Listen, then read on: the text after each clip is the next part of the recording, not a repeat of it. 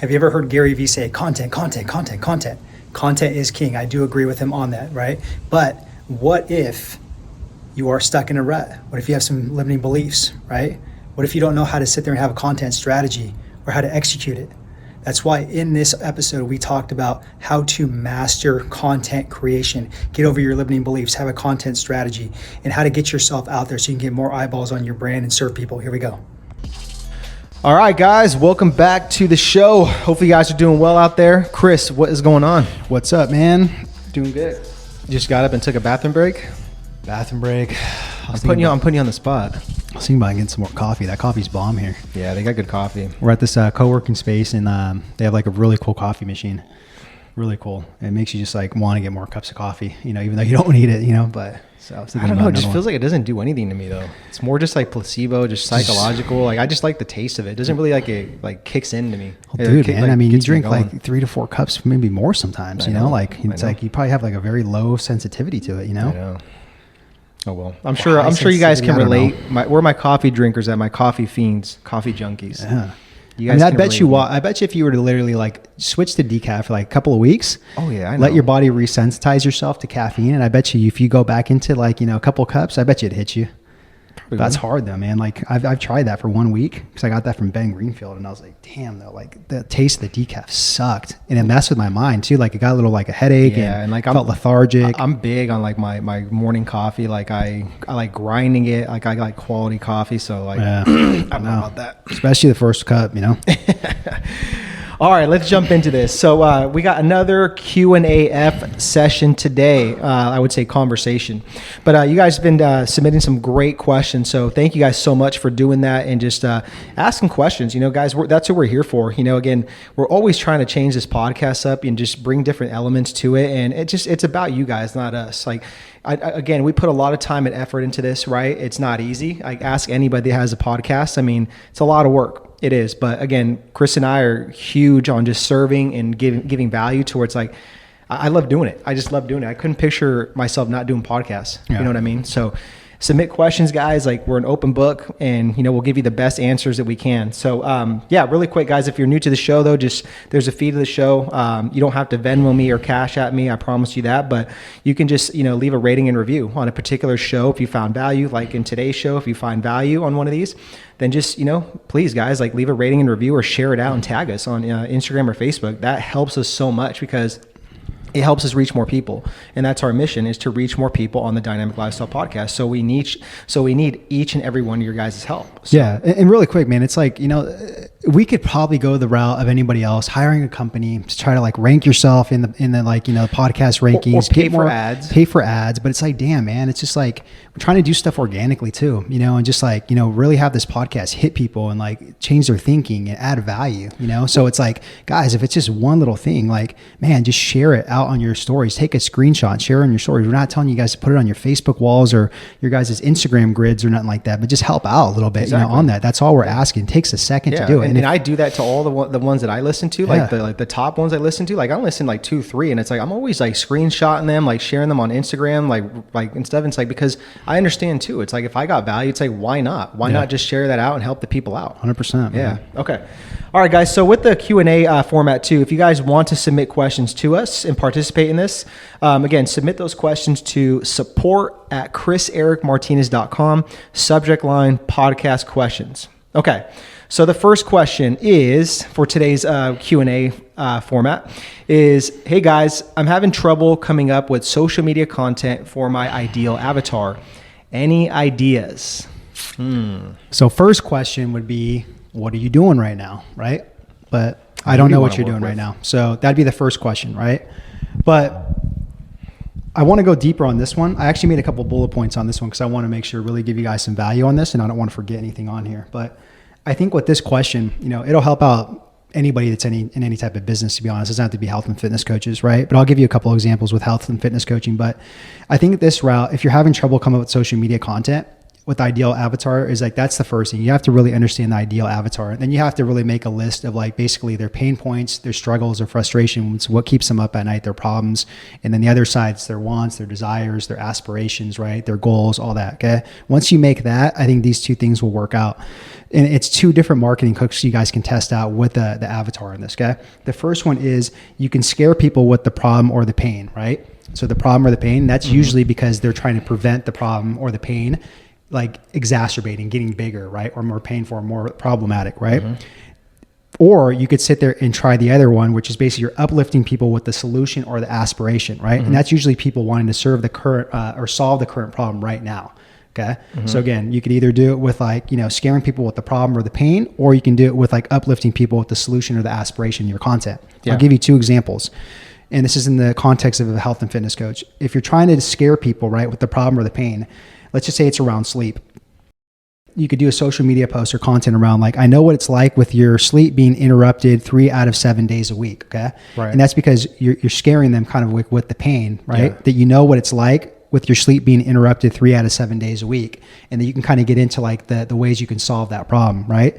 The other side of the coin is if you try to uplift them on the same thing with sleep, it's like, imagine having peace of mind if you can sleep better at night. Right. So you're kind of future pacing. Like imagine if you had peace of mind if you can sleep, better at night. Yeah. So again, those two things you guys can test once you know the pain points and the wants and all that stuff. Either test scaring people with the problem or the pain, or uplifting people with the solution or aspiration. Yeah, that's really, really good. I mean, those are really good like ideas to create content for your ideal avatar. But there's so many ways we can go with this, man. But I would like to see more people just just think outside the box, be different, and not go with like what everyone else is doing about just like just doing like tips and like, recipes and exercises and things like that. It's like, man, that stuff gets old. Everyone can just go Google that. It's like at the end of the day, it's like nobody really cares, and like when people post like them like lifting and stuff, it's like, dude, no one cares. Like it's a very just like narcissistic way of showing yourself like, hey, look at me, I'm in shape. And it's like, I'm training. It's like, no one cares. Yeah, seriously. I think that you need to focus on doing more like transformational type content, right? And you might be thinking like, what is transformational content? It's shifting people's mindsets and belief systems. Breaking false beliefs. I'm big on that because again, guys, like your guys' clients, like they only know what they know. Like they think they have it all figured out, but they truly don't. So it's like you have to challenge their thinking. You have to challenge their thought process. You have to kind of like Chris, like you said, like future pace, right? Like imagine if my life looked like this instead of how it is now. Yep. Again, it all goes back to psychology. So I would like to see more people do more content around that, talk about like things about like that you went through, like how you overcame like different thought processes, negative thinking, limiting beliefs in your own health and fitness journey. Share that with people because then they can resonate with you. And again, it just increases that like trust factor. But again, guys, like call people out on their shit. There's nothing wrong with that, and the people that are too sensitive and soft and don't like it, like, again, it's okay. Like give them like, a hand wave or a shake their hand and be like, okay, like I tried, but maybe I'm just not for you. And that's okay. That's the problem is like too many people overthink their content that they're going to sit there and rub people off wrong or insult them. And it's like, it's so far from the truth. Most people are not going to sit there, even stop and read your stuff. They're not going to even watch your videos. Okay. So just understand and accept that you just got to become a content machine and put more content out there. And it's like, whoever stops and gravitates for that, that's a huge win. Yeah.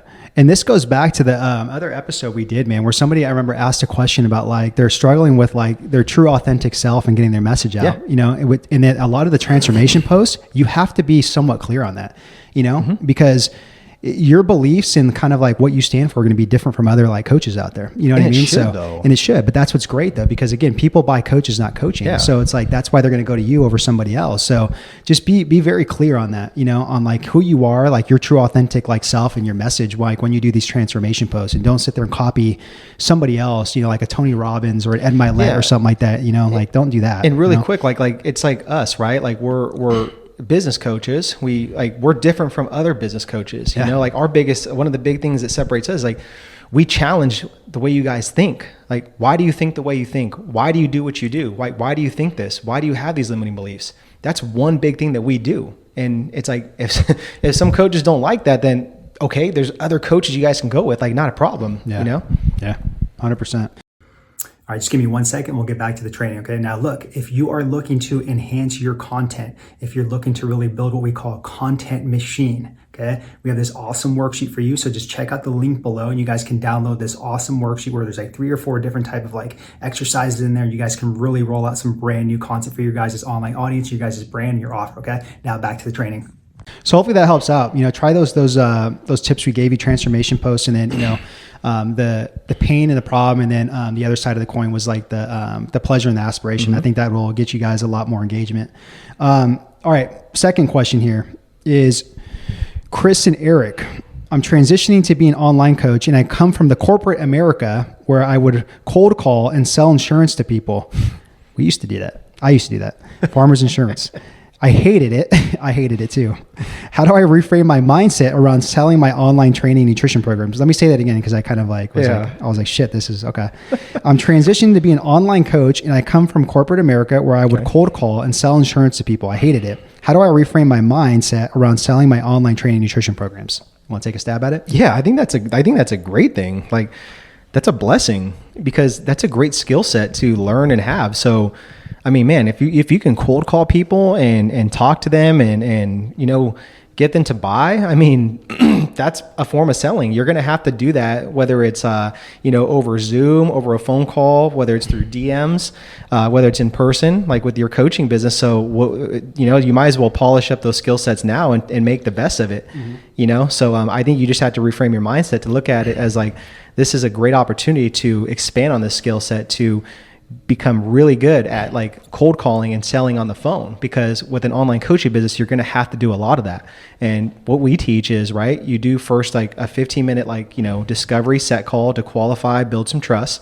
Then if that person is a good fit, you move them on to more of like an inspirational 30-minute Zoom call, right? Where you break down your entire proposal, how you're going to help solve their problems, and then boom, like, are you ready to invest? Yeah. So this person's in a great position. It's just about perspective and how you want to look at it. Yeah. And just to add to that, 2 things, man, with the perspective and the mindset shifts, we had a colleague, his name's Mike Zeller, we had him on the podcast too. He said one time, that selling is serving at the highest level. So that's always stuck with me because it really is, it's serving. That's all you're doing. If you can just reframe your mindset that you're serving people to solve their problems, that's all you need. You're not selling anything really. You're just serving people. The second mindset shift is from our other sales coach. His name was Raylan Davis.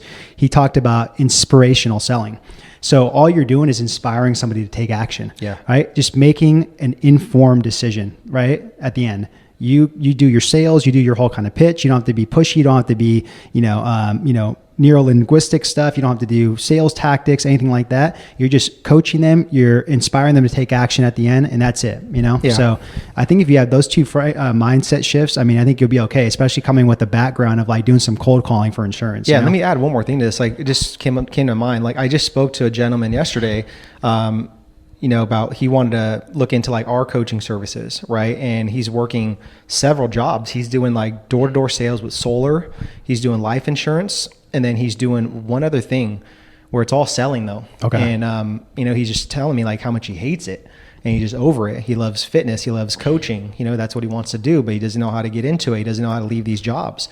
And I was just trying to help him and tell him like, look, man, like, look, instead of being negative about this, like, see the positives of it. Like, you are sitting there going in front of people, like that have financial backgrounds, that have sedentary lifestyles that probably need your help, right? And you're a walking billboard. Like, you're connecting with these people every single day, trying to sell them life insurance or whatever you're doing. But these can be potential clients going forward. Like, you're building a Rolodex, you're showing your face constantly. That's learning actually skills. Really good. Yeah. Solar, right? You're going door to door. You're meeting people that probably need help with health and fitness. Yeah. If you come off as a genuine, nice person, you build relationships. Maybe they can refer you. Hey, by the way, I do coaching on the side. Do you know anybody who wants to do this? Right? So again, it's all perspective and how you see it. It's all about how your attitude is going towards these things. Yeah. And it really helped him. Like, it made him be like, damn, okay, well, you're right. Like, I could be, establishing clientele just through what I'm doing now. And whenever you're ready to take off, you take off. And that's what you just mentioned earlier, where it's like why we're different is we have you change your perspective and think differently. You did that right there, right? He didn't have to even pay you anything. You just literally gave him a mindset shift and a different perspective to where that could be a huge breakthrough for him. And he was open and transparent. He's like, I don't have the money to invest like in working with you guys. And I was like, that's okay, man. Like, work on some of these things. get some money going, and we're always here to talk again. Yeah. And he just really appreciated it. It's good, man. Yeah. It's good. So for this person, just it's all perspective. Just look at it as like a good thing. Yeah. Yeah. Okay. Third and final question. Chris and Eric, I can relate with your guys' story of losing a family member. What did you guys do to get out of like that dark season and that pain and agony when you lost your guys' father? For me, it was basically 6 years of hell. It was 18 to like 24, you know, of just kind of bullshitting, going through the motions. Like we still went to like, you know, college. We finished it, you know, in 5 years. Could have done it, you know, earlier if we were just focused and more disciplined. But I don't know, you know, it's just what like got me out of it was hitting the rock bottom part. Is I don't mind sharing this, guys. Is like I got arrested in San Jose for trying to fight 3 or 4 cops off of me, you know. So they put me in jail, and they put me like in one of those like orange jumpsuits. And you know, I remember I woke up that morning and I was like in the bed and I was like, holy shit, I can't believe like I'm here in this environment, and just like, you know, I have this orange jumpsuit on, like, you know, it's just, I was like ashamed, you know, because like our father was a correctional officer at San Quentin prison. You know, that's a pretty big, like, you know, prison with like some of the top type of, you know, criminals and, you know, just, all that shit, you know. So for lack of better terms, you felt like a piece of shit. I did, man. You know, so, you know, I was like, geez, man, like what the hell am I doing here? You know, this isn't what he taught us. This is what he wanted, you know, and that was my rock bottom. You know, after that, you know, I had to go through the whole court thing and hire a lawyer and all that stuff to get like the misdemeanor off and all that stuff, you know. So that really kind of woke me up, you know. So I'm sure you have something different. Yeah. I mean, I think my rock bottom was, again, just getting a DUI, you know, and that whole thing, going to those like classes, everything, man, like the money I had to pay, it is just ridiculous when you think about it, to where it's like, wow, how did I get here? And it was my own actions. It was my own fault, you know? So, I think to this person that is asking this question, first and foremost, I'm sorry for your loss. It's not easy. I don't know exactly how close this person was to you, but it's going to suck regardless. It's going to be hard. Like, it's always going to be in your heart. Like for me, I felt like when we lost our father, like a part of us died that night too. And it's like, it gets me emotional, like thinking about it, because it's hard. It's hard because no matter what, you know, it's like, it doesn't go anywhere. Like that trauma, like just the pain, like it doesn't go anywhere, and you have to live with it. But it's like, the sooner that you can just like see that light at the end of the tunnel and just like know that like things will be okay, and that person is looking over you, it's like, it just it takes a little bit of like it makes your heart feel a little bit better. Yeah. You know, it doesn't make the whole tragedy better, but it's like, you're like, dang, at least I can get through this. You know, there is light. And I think for us, you know, it was all of it. We had to go through all that shit, all that darkness. And I think that the biggest thing that I wish I could have done was seek God quicker. Yeah. And to this person, I don't know where you're at with your faith, but it's like, that is my best like thing, is like my best advice is like, seek God. Like, don't blame it on God. Like, don't sit there and be rebellious. Don't sit there and be angry. It's just like, that person's in a better place. There's a reason why that person was taken, you know, and you could go and drive yourself nuts and ask all these questions as to why, but it's like, what's done was done. You know, that person still lives on. They're still with you. They're still inside of you. And I think that the biggest thing that we lacked was, again, our faith in God. We were angry at God. We were pissed because like this person was taken from us. So I wish I could have just seek God quicker. You know, it would have made things so much easier. Not easier, but it would have saved us a lot of heartache and a lot of trouble. Yeah. So that's my biggest piece of advice to this person that's asking this question. Like, yeah, it's hard. You know, it's hard for me not to get emotional, and because it brings back so much memories and just so much heartache. Yeah. Yeah. So, I mean, that was a great question. Super deep. You know, this is why we do this podcast, guys. It's not about us. It's about helping you guys out. So we'll be an open book. We'll be super transparent. We'll keep it real, you know, so hopefully that answer, you know, really connected with you. But yeah, that's 3 of these. That's 3 questions already. Good stuff. So Yeah. Whew. Good questions. Good questions. But also too, guys, like if you guys got value from this, please leave a rating and review. Like, again, that helps us out. That's the fee. If you guys did it, no big deal. And then also, like, a couple of questions you asked earlier about health and fitness coaching, going online with your guys' messaging, social media content. If you guys are struggling with that, take us up on a free 15-minute brainstorming call. It's loose. We're not going to ask for your guys' credit cards, nothing like that. So you guys can schedule that call in the link. Just click the link below in the show notes or wherever you guys are listening to this, and then you guys can schedule that at your convenience. But other than that, guys, thank you guys so much for the questions, your guys' eyes, your ears, and all the support. And we'll catch you guys on the next episode.